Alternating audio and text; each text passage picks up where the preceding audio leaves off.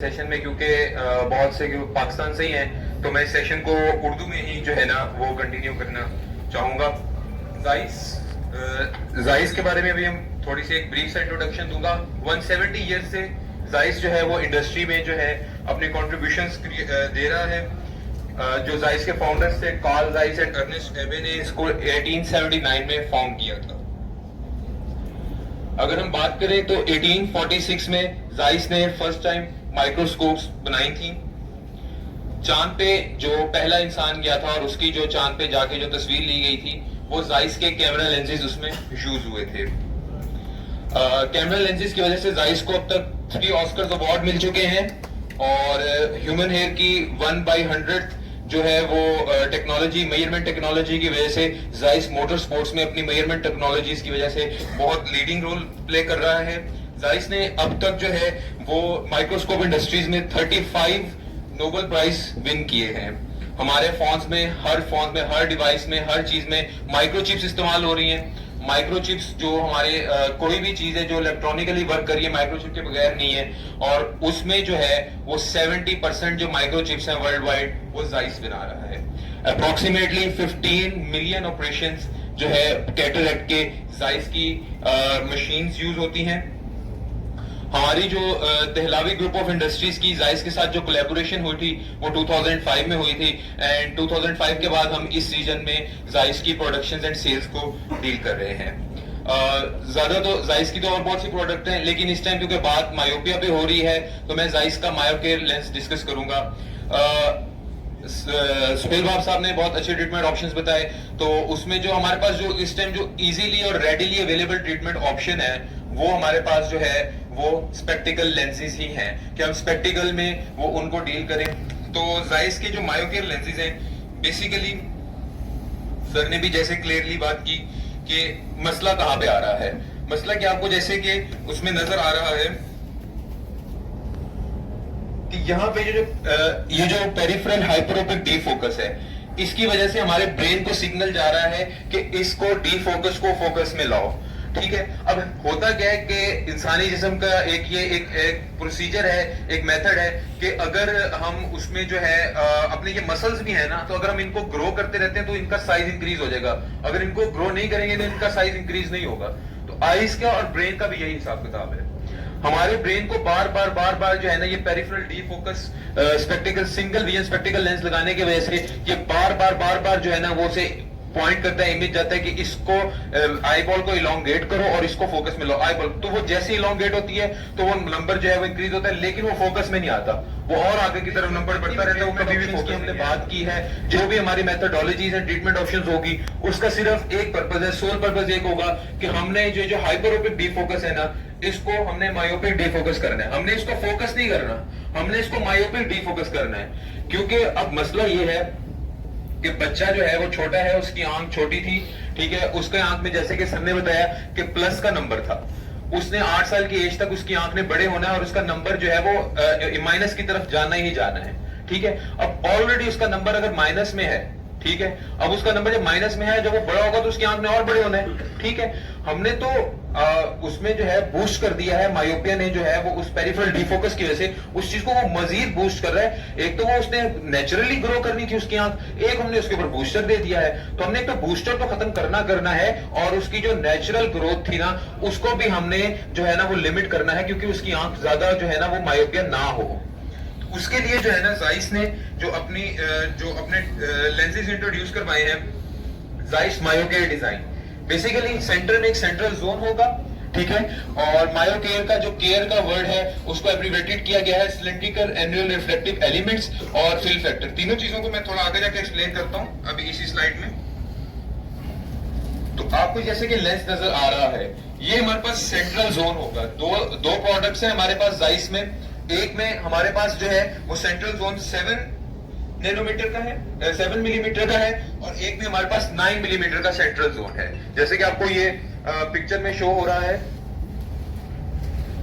ये सेंटर का जोन है, इसकी डिफरेंट है। मायोकेयर जो मायोकेयर है उसमें 7 मिलीमीटर का है, और जो दूसरी प्रोडक्ट मायोकेयर एस है उसमें 9 मिलीमीटर का जोन है। दोनों का फर्क है, वो मैं आपको इलेबोरेट करता हूं कि उसकी वजह क्या है। नेक्स्ट हमारे पास annular reflective cylindrical annular reflective elements है। बेसिकली हम लोगों ने उसमें रिंग्स की फॉर्म में सिलेंडर्स इनकॉर्पोरेट की हैं, ताकि वो जो उसका पेरिफेरी का 7 मिलीमीटर के बाद और 9 मिलीमीटर के बाद हमने रिंग्स की फॉर्म में सिलेंडर्स डाले हैं। उसका बेसिक मकसद ये है कि जो पेरिफेरी का जो डीफोकस जो था हाइपरोपिक डीफोकस, उसको मायोपिक डीफोकस में डाला जाए। अब ये प्रॉपर ब्लरीनेस इसमें करने के फायदा नहीं होगा, क्योंकि जो प्रॉपर ब्लर कर देगा तो पेरिफेरल रेटिना पे कोई इमेज नहीं जाएगा। तो फिल्म फैक्टर्स 0.5 के फिल्म फैक्टर से ये डाले गए, जिसका मतलब ये है कि 0.5 का जो है हमारे पास वो सिलेंड्रिकल जोन होगा जिसमें उसको ब्लरीनेस इमेज मिलेगी, और उसके बाद क्लियर जोन होगा जिसमें उसकी जो स्पेक्टिकल पावर मिलेगी। ठीक है, इस तरह जो है हमारे पास हमने ये इसको मेक श्योर करवाया है कि पेरिफेरल रेटिना पे एक जो मायोपिक डीफोकस है वो भी क्रिएट हो, लेकिन टोटल इमेज ब्लॉक ना हो। टोटल इमेज ब्लॉक करने से ये होगा कि जो रेटिना का जो पेरिफेरल रेटिना उधर जो है ना वो नजर बनेगी ही नहीं। जब आप टोटल इमेज ब्लॉक कर देंगे ना, उसमें नजर बनेगी नहीं, और उसके फिर अपने नुकसान आते हैं। तो ये जाइस की प्रोडक्ट की बेसिकली जाइस ने ये प्रोडक्ट थोड़ा सा बाकी चीजों से थोड़ा सा इसलिए लेट लॉन्च की है कि ये जो है हम लोगों ने इस पे प्रॉपर एक रिसर्च हुई है, इस पे प्रॉपर रिसर्च हुई है, और ये एक्सपेरिमेंटेड प्रूफ डाटा है। ये चाइना में एक बहुत बड़ी रिसर्च हुई है, उस पे एक्सपेरिमेंटेड प्रूफ डाटा है कि ये रिंग्स डालने का और फिल फैक्टर डालने का, क्लियर रीजन डालने का मकसद क्या था। उसका यही था कि अगर हम टोटल रीजन ब्लॉक करेंगे तो उसमें जो है वो उस साइड की नजर बनेगी ही नहीं।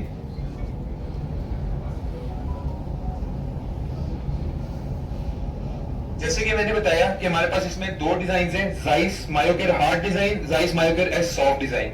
हार्ड डिजाइन में हमारे पास सेंट्रल रीजन 7 मिलीमीटर का है, और उसमें जो हम लोगों ने जो सिलेंड्रिकल एलिमेंट्स की जो मेन पावर होगी वो +4.6 डायोप्टर, फिल फैक्टर दोनों में 0.5 का है।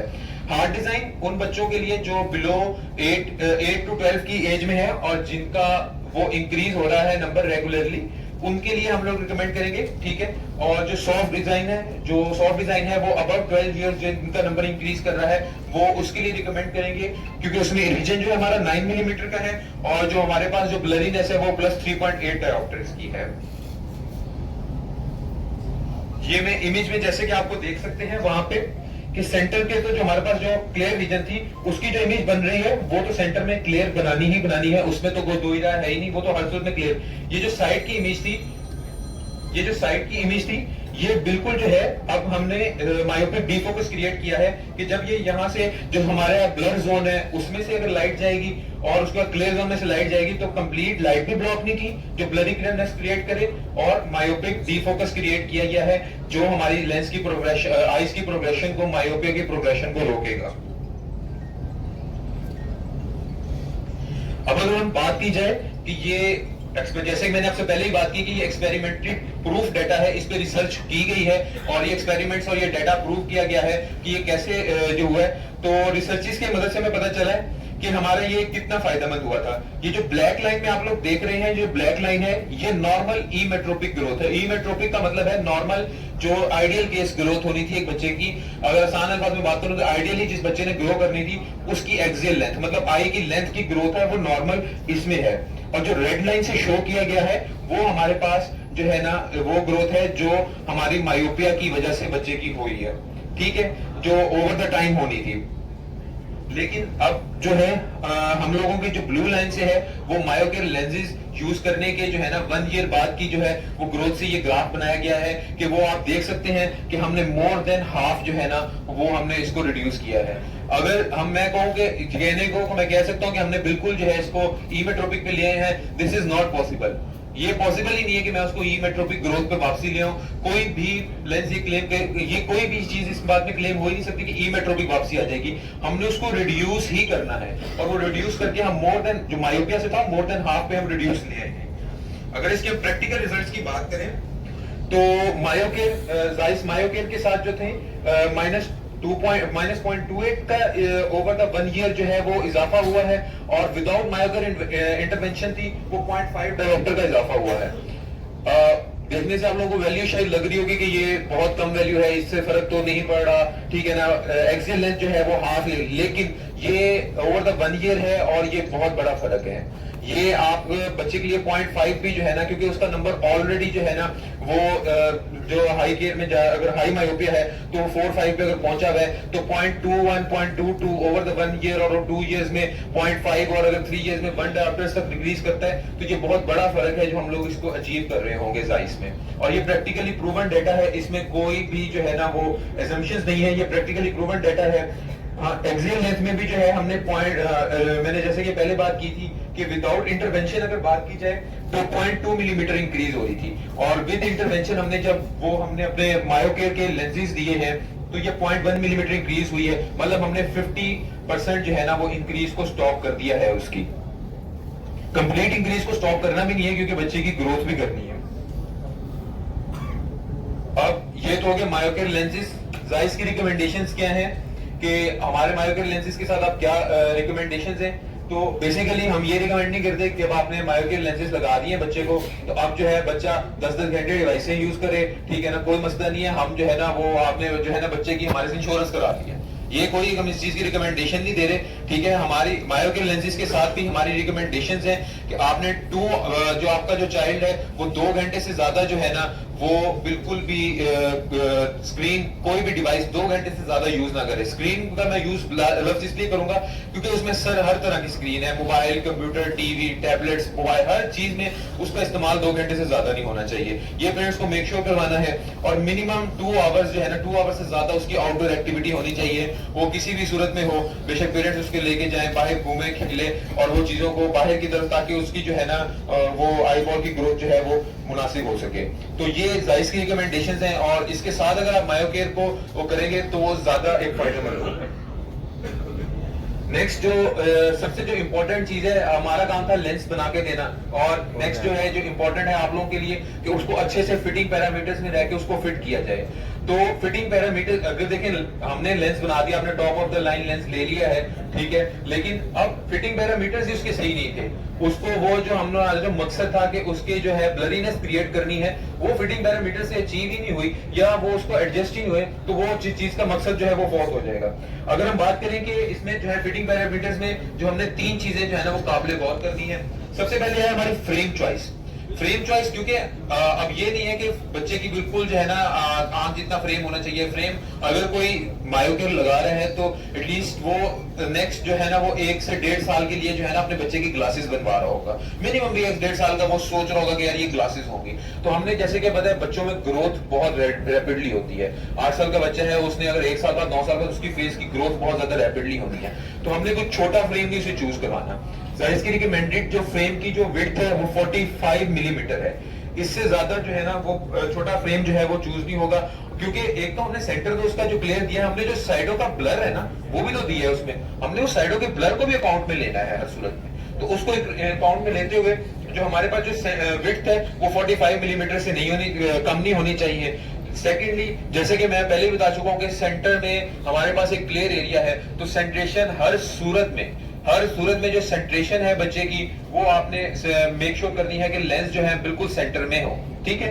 एक तो ये तो चीजें हो जाती है। दूसरा जो है बच्चे हैं, छोटे हैं, 8-9 साल की एज है, फ्रेम लगाने के लिए जो है ना मतलब हमें इसमें पेरेंट्स को भी गाइडेंस देनी है, और अपनी गाइडेंस में भी ना उनको एक दफा बताना है कि इसकी जो परफेक्ट फिटिंग्स है मायोकेयर की वो इस तरह है। मायोकेयर फिट करके बच्चे के फ्रेम के बाद हमने लगाना है, बताना है पेरेंट्स को ये परफेक्ट फिटिंग्स है। आपने मेक श्योर करना है कि फ्रेम इसका टेढ़ा मेढ़ा ना हो, क्योंकि बच्चे हैं वो तो फ्रेम को कभी किस तरह डायरेक्शन में करेंगे। तो पेरेंट्स की गाइडेंस के लिए एक चीज आपने एडिशनली करनी है कि आपने उनको बताना है कि यार ये इसकी पोजीशन ऑफ वेयर है, इसमें बच्चे इस पोजीशन के हिसाब से ये फ्रेम की जो है ना लेंसेज एडजस्टेड है, ठीक है। बच्चे को आपने इसी पोजीशन में, क्योंकि अगर वो नहीं होगा तो वो फिर ना उसके कोई सेंटर जोन रहेगा, ना उसका कोई पेरिफेरल डी फोकस रहेगा, तो वो चीजें का वो शायद बच्चा यूज भी ना करे, क्योंकि उसको चीजों का उतना फायदा ही नहीं हो रहा होगा। This was all from Zeiss, thank you. और अगर आपके कोई भी इस बारे में क्वेश्चंस होंगे तो मैं नीचे जाइस के बूथ पे अवेलेबल हूँ, आप your questions are more than welcome. Thank you.